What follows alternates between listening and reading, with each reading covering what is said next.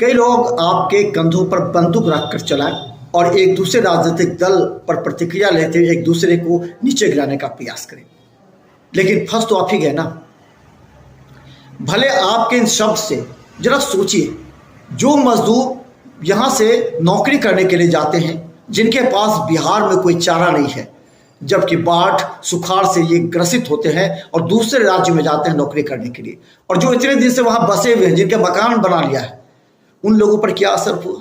वो लोग घर छोड़ करके यहाँ जो उनके रह रहे, वो डरे हुए हैं कि वहाँ उनके साथ मारपीट हो गई, उन्हें मारा जा रहा है, पीटा जा रहा है। हर जगह कुछ ना कुछ होता है, लेकिन बिहार में इस तरह कभी नहीं हुआ।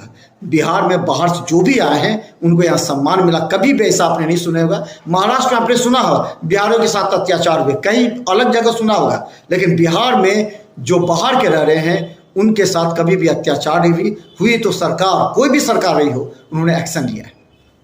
लेकिन इस तरह के भ्रामक खबर से निश्चित तौर पर उन मजदूरों का हाल क्या होगा जो मजदूर वहां से वापस लौट गए, वो भाग करके चले आए, अपने घर का सामान घर छोड़ करके चले आए हैं, जिन्हें दहशत पैदा हो गई है। अगर आपके लाखों फॉलोअर हैं, इसका मतलब ये नहीं कि आप किसी को भी गलत संदेश दे करके एक नैरेटिव चलाएं, तो निश्चित तौर पर आपके विवेचना हो रही है।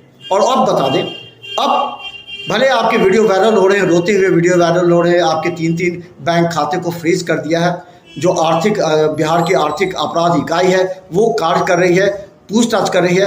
आप पर 13 मामले बिहार में और 14 मामले बिहार में और 13 मामले आपको तमिलनाडु में दर्ज हो चुके हैं। इससे पहले भी आप पर 4-4, 5-5 मामले दर्ज थे, जिसमें आप फरार चल रहे थे, जिस पर आपको कुर्की जब्ती हुई थी। तो इस तरह क्या लगता है कि कितने पत्रकार होंगे बिहार में या देश में जिन पर इतने मामले दर्ज होंगे? हो सकता है कि 2, 4, 5 मामले किसी कारणवश आपकी गलती नहीं रही होगी, फिर भी आप पर दर्ज करा दी होगी, लेकिन बाकी जो 5-7 केस है उस पर क्या होगा?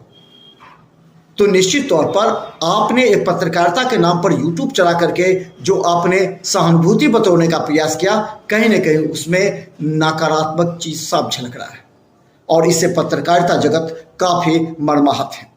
और हम बता दें कि आप ये कह रहे हैं कि कुछ यूट्यूब आपका फॉलो कर रहे हैं, यानी कि व्यूज बढ़ाने के लिए आपका नाम इस्तेमाल करते हैं ताकि उनका व्यूज बढ़ जाए, उस यूट्यूब चैनल का व्यूज बढ़ जाए। इसलिए आपका नाम इस्तेमाल करते हुए दिखा रहे हैं कि मनीष कश्यप रो रहा है, मनीष कश्यप जेल में है, मनीष कश्यप पर अत्याचार हुआ, मनीष कश्यप को थाना में नीचे बिठाया गया, मनीष कश्यप को खाने नहीं दिया जा रहा है। तो इस तरह की जो खबर दिखाई जा रही है, निश्चित तौर पर ये कुछ पत्रकार, कुछ यूट्यूबर हो सकते हैं आपके लिए, लेकिन जिन्होंने इस मामले को गंभीरता से समझा है, चाहे राजनीतिक दल के नेता हो या फिर बड़े बड़े पत्रकार हो, वो निश्चित तौर पर समझ रहे हैं कि कहीं ना कहीं मनीष कश्यप से भी गलती हुई है। इसमें दंगा भड़काने का एक साजिश रचा, उस साजिश के साथ उस पर FIR हुआ। उसने पटना में बैठे बैठे कुछ शरारती तत्वों को लेकर के देश में जो एकता है उस एकता को तोड़ने का प्रयास किया। सामाजिक जो समरसता है उसको नाश करने के लिए तुला हुआ आदमी है। वह आदमी किसका है वो आप सब लोग जानते हैं, वो किसका प्रचारक है, किसके प्रमोट करने पर इसने ऐसा काम किया है, उसके ऊपर जो कार्रवाई की गई है वो बिल्कुल वैध है। तो हैं, लेकिन अच्छे पत्रकार भी हैं यूट्यूब पर, लेकिन यह ऐसा फेक समाचार बना के देता है जिससे सामाजिक समरसता बिगड़ता है, उसकी हम निंदा करते हैं। उस पर जो कार्रवाई की गई है बिल्कुल सही है, उस कार्रवाई को हम समर्थन करते हैं। आरी की पिटाई नहीं हुई थी, सरकार ने पूरा जांच करा के विधानसभा में पूरा रिपोर्ट पेश किया, कोई एविडेंस नहीं है। तब आप इस तरह से करके आप क्या करना चाहते हैं?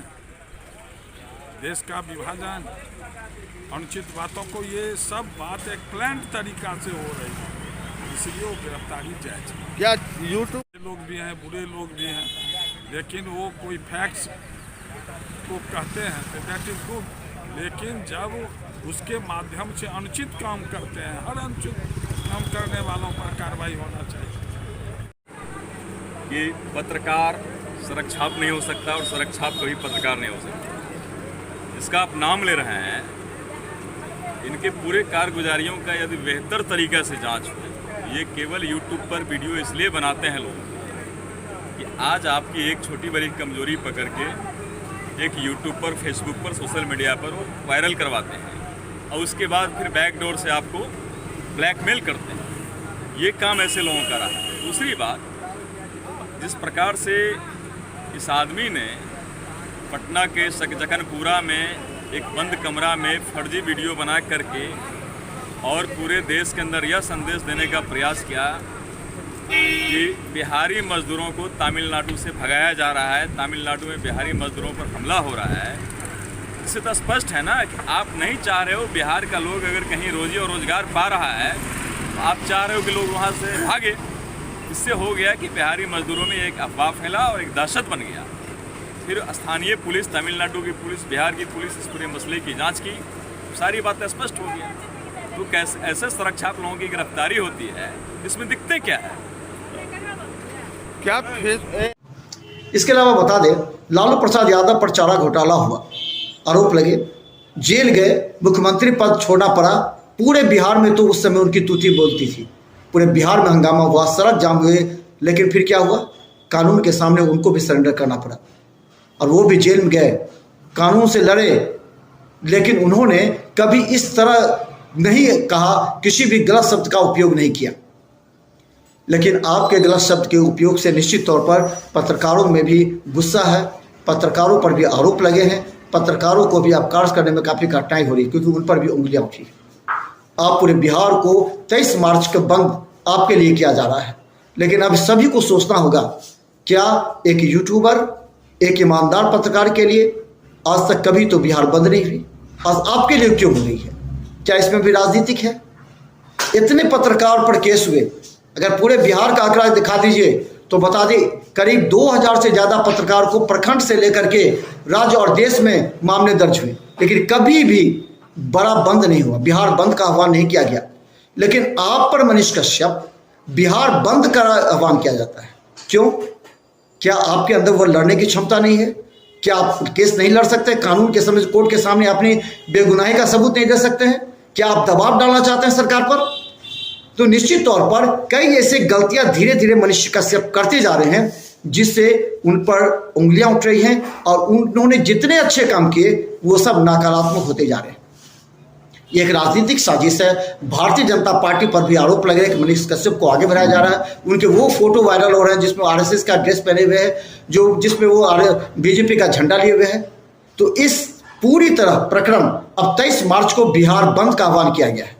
इससे पहले किसी भी पत्रकार पर जितने मामले दर्ज हुए, चाहे झूठे मामले दर्ज हुए थे, पत्रकार की हत्या हुई थी, लेकिन बिहार बंद नहीं किया गया था।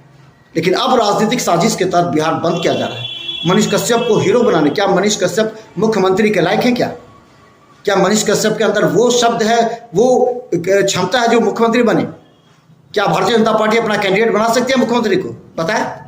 इस तमाम बातों को निश्चित तौर पर हमें जनता के बीच लाना होगा, क्योंकि एक यूट्यूबर जो यूट्यूब का कार्य करता है, उसे भी सब अनुशासन, अपने शब्दों का आलेख या शब्द को उसको सही करना पड़ेगा, नहीं तो आने वाले दिन में धीरे धीरे पत्रकारों की मान हानि होगी। इसलिए मनीष कश्यप के साथ जो भी हो रहा है निश्चित तौर पर कानून के दायरे में हो रहा है और बिहार बंद से उसे कोई असर नहीं होगा, क्योंकि ये राजनीतिक साजिश मानी जा रही है।